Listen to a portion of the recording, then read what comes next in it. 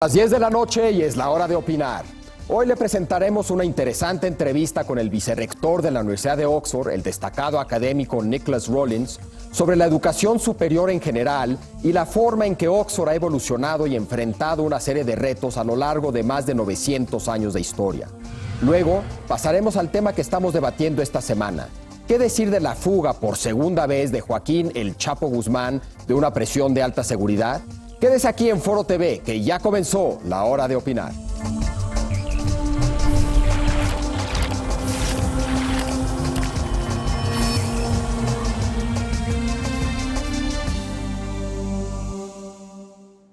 Estamos aquí con el profesor Nicholas Rawlins, un reconocido académico en el campo de la psicología experimental y actualmente el vicerrector para Desarrollo y Asuntos Externos de la Universidad de Oxford. El profesor Rawlins estudió la licenciatura, la maestría y el doctorado en la Universidad de Oxford y desde principios de 1980 ha sido profesor en esta gran universidad. Está aquí de visita en México y tenemos la fortuna de que nos acompañe hoy para hablar de la educación superior en general y de la Universidad de Oxford en particular, la segunda universidad más antigua del mundo y una de las más reconocidas. Muy buenas noches a todos ustedes. Professor Rawlins, welcome to Mexico and welcome to La Hora de Opinar. Thank you. It's a real pleasure to be here. Right now in Mexico, everybody's talking about education, including higher education. And it seems to me that one can have an interesting conversation about higher education, talking about how a famous university, a successful university, does it. So what I thought we could do is to precisely talk about how Oxford has evolved, how you faced a series of challenges, what you offer your students, etc., and in that way discuss in more general terms higher education, if that's okay with you. That would be fine. Yeah. Let me start talking about the general role that Oxford has played in England. It's very difficult to think of England without thinking of its great universities, including, of course, Oxford. What would you say has been the role of Oxford through history, and what would you say is the role of Oxford today in English society, as it were? Oxford, like other higher education institutions in Europe, started off, of course, as a way primarily to train people for the priesthood. But it wasn't part of the church. So it would train people, but it wasn't actually run by the church. It's always been a series of independent, eventually, little colleges. And it's shifted hugely, of course, across time. What's Oxford contributed to England over the centuries? 26 prime ministers. And of course, internationally, we might talk about what it's done there. But it's really created a way to bring the best, these days, to bring the very best students, give them perhaps one of the most intensely individuated educations that anyone does anywhere. And what I like to think we do is we produce people who, in the end, can take in information, assess it, deal with it fairly, and then present it. I think in the end, if you said, what would I like us to do? I'd like us to produce an educated polity. Okay. Have you done that maybe too successfully? If one thinks of the dominance that you have achieved, together with Cambridge, it seems that most areas in the UK, finance, the law, politics certainly, seem to be dominated by people who studied there. Is that have you been too successful? Is that a problem? No, I think it's absolutely wonderful. Okay. We're not at all shy about that. Okay. You're also the second oldest university, probably. Bologna being the first. Yes. Depends how you sort of what criteria you use. When you think it really started. Exactly. Yes. But it's certainly one of the oldest, probably the second oldest university. What are the advantages and disadvantages of being so old? So that's a really interesting question, and it's of course something that you can apply to countries and civilizations as well. I remember once talking to the finance minister of Egypt, who said that the great problem with Egypt is it has 5,000 years of civilization, and the great advantage of Egypt is that it has 5,000 years of civilization. And everyone says, well, what was good enough then must be good enough now. If you look at the great universities, Bologna, Padua, Oxford, Salamanca, Cambridge, Heidelberg, Paris, the only two from that list that are still at the very top of the world's rankings are Oxford and Cambridge. And I think it's a very interesting question as to how that's happened. And of course, at some level, the answer has to be that despite age, despite antiquity, you've got to be able to keep reinventing yourself. But the other part of that is you have to be able to reinvent yourself and not lose your soul. And I think that's what we've managed to do. Okay. Today, if somebody was thinking of going to Oxford or LSE, let's imagine that LSE for Mexican standards maybe is not new. Yep. It's certainly very new compared to Oxford. I think mid-19th century or early 19th century. Yes, the beginning of the great secular universities in Britain. Are they the same now, or is one still thought of as old and the other new? Oh, they're still old and new. Yeah. And they feel very different. Okay. And I think the thing that's really remarkable about Oxford and Cambridge is the extent to which individuals' education is sort of mapped onto them. Okay. And that's something we could go into perhaps later on in the discussion. But that's a very distinctive feature. Okay. Let me go into that issue, because I think precisely as you say, the tutorial system, the way that you pretty much the student-teacher ratio is pretty much stopped by maybe two students per teacher. Yeah. It's a wonderful system. It is. It's also an incredibly expensive system. It is. And I'd like to go into that issue, the issue of cost. How do you pay for such quality education? Who should pay for that quality education? Let's start with when's it worth doing it like that? Because it is the most, as you say, it's the most expensive educational system ever devised. And it's only worth doing, it's only worth having a student spend, an hour a week with a world expert in their field, if it's not just a matter of the student listening to what the professor says and saying, yes, thank you. So you're there to argue. You're there to disagree with the professor. Yeah. And I have to say, it's fun for us too. Okay. We want the students to be debating. If they don't, as I say, there's little point. What it gives you is the capacity for the very best students to develop their own ideas in a way that I think no other system does. Okay. And yet, in a way, of course, it's a very old system. It's a sort of Socratic method. You could see it back in Athens. Mm-hmm. I don't like to claim we're the Athens of our day, but there's a way in which we sort of still are. Okay. We keep to some of the traditions. But it's expensive. It's very expensive. It used to be free. It was. It no longer is.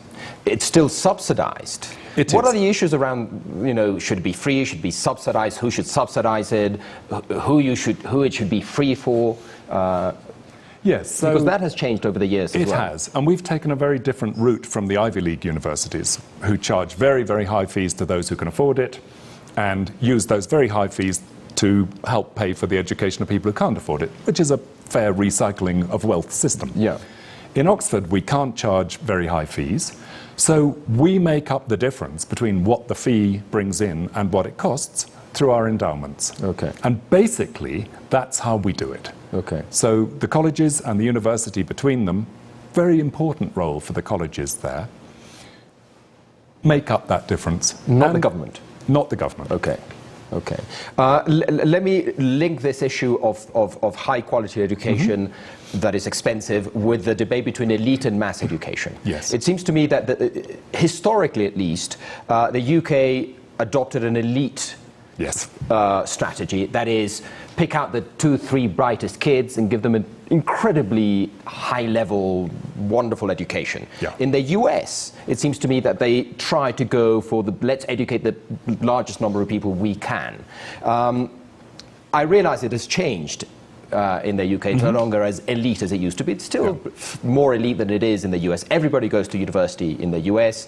Not so in the UK. Well, of course, there's a goal of having 50% of the population go to university in the UK, which is pretty much better than most other places. But there's an interesting difference between the way that the US system works and the way the UK system works, which is that if you ask how many people complete university and come out with a qualification, the UK and the US are actually not so very different. Oh, okay.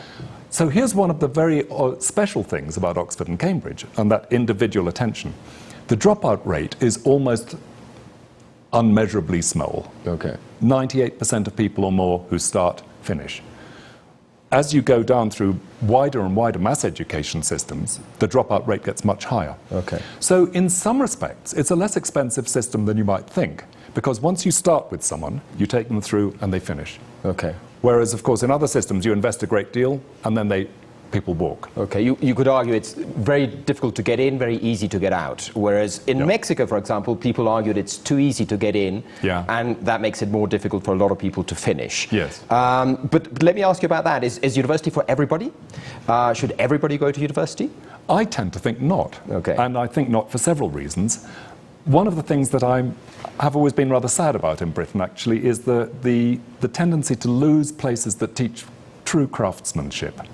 And I think one of the tendencies in Britain was to take institutions that tried to teach people skills and turn them into universities.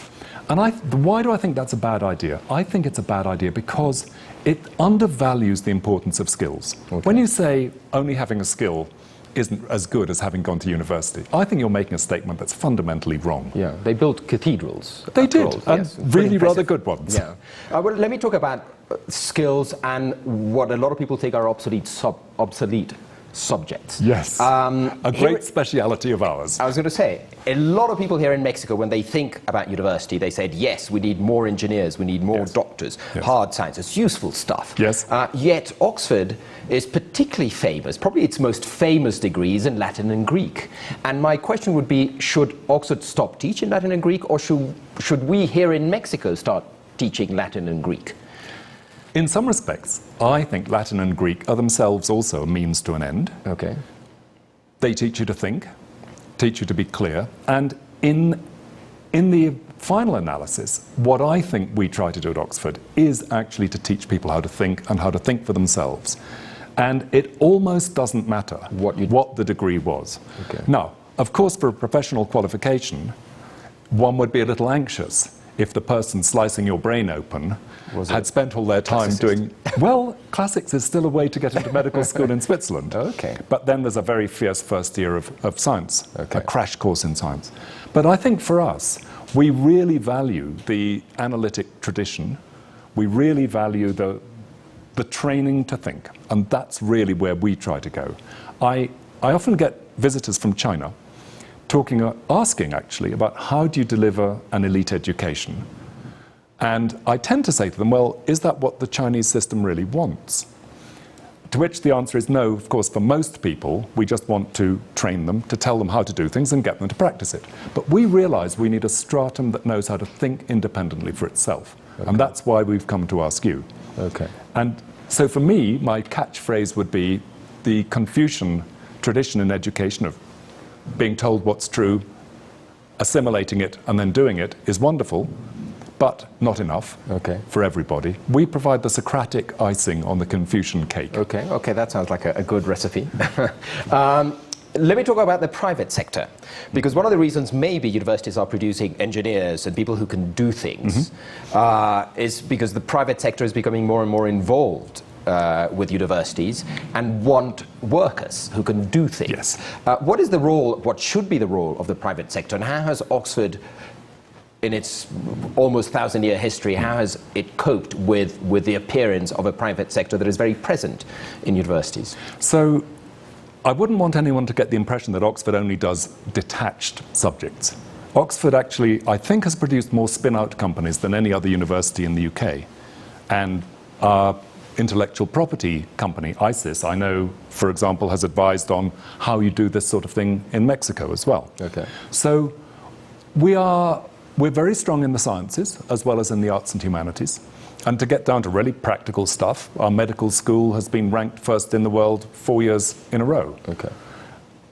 So what we do is we produce people that are really sought after by private companies, but they're sought after for their decision-making and thought processes, not just for their capacity to perform a particular skilled action. Okay.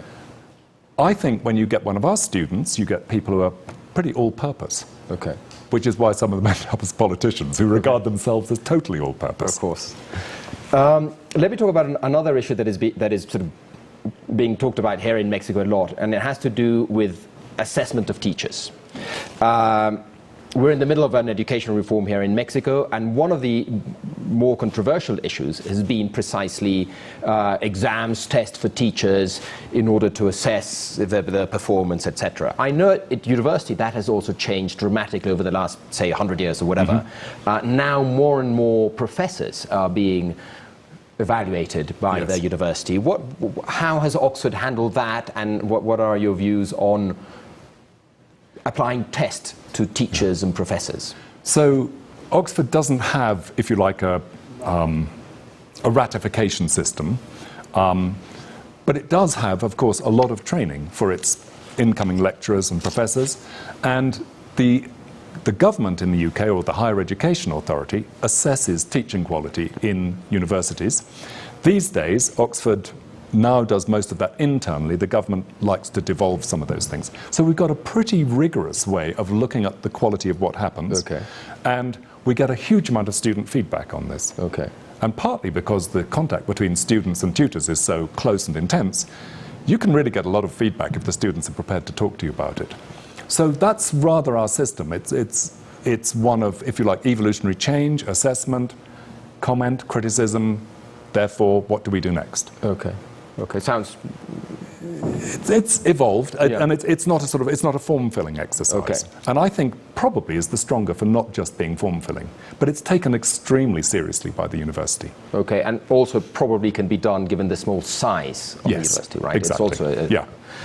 Let me ask, if you were picking if you were somebody 17, 18-year-old thinking of going to university, and you have to come up with a list of criteria of the criteria you're going to use to pick where you want to study. What would be those criteria, and how does Oxford fare in those different criteria? So one of the things you want, I think, is you want to go somewhere where people are truly outstanding. Okay. For me, for a university, that's where you start. In my particular subject, in experimental psychology, I was lucky enough to go and work with someone who was really breaking ground. Okay. So for a really good university education, I think you want somewhere where the research is outstanding and people then use the research to inform the teaching. Okay. So that's one thing. The second thing is, how much attention do you get? Are you a cipher, or are you an individual human being? And I think that's an area in which actually people differ. Some people find a tutorial a bit intimidating, a bit too intense, and they'd rather be in a big lecture or a seminar. Okay. But if you are in a seminar, it's too easy to sit at the back, not actually be part of it, and let the action go past you. So I would try and push people out of the seminar a bit, to make sure that they're really interacting with what they do. I think the third thing is exactly that. How much is it you driving your own education? And I think that's a wonderful thing to be able to look at. Do you just sit and read a textbook, or do you go out and find things? Are you helped to find things? Do you do your own experiments if you're a scientist? Okay. Do you go overseas? Do you gain new information? So I would be looking at the combination, the way in which the research and the teaching interact, the way that the other students will interact with you. And one of the extraordinary things, certainly, about Oxford or Cambridge is that because Oxford is effectively a cooperative of 38 colleges, you can be inside a human-sized institution while that's all subsumed within a larger institution that has world-class facilities in every way. Now that's a really clever trick. Would I go to Oxford versus Harvard, say? It would depend on the subject, because there are areas in which each has unparalleled strengths. Let me stop you right. Right. We have to make a quick break, and we're going to return to precisely that question. Why Oxford and not Harvard? We'll be right back. Hacemos un corte y regresamos con el profesor Rollins para seguir hablando de la educación superior y de Oxford en particular. No se vaya, que continúa la hora de opinar.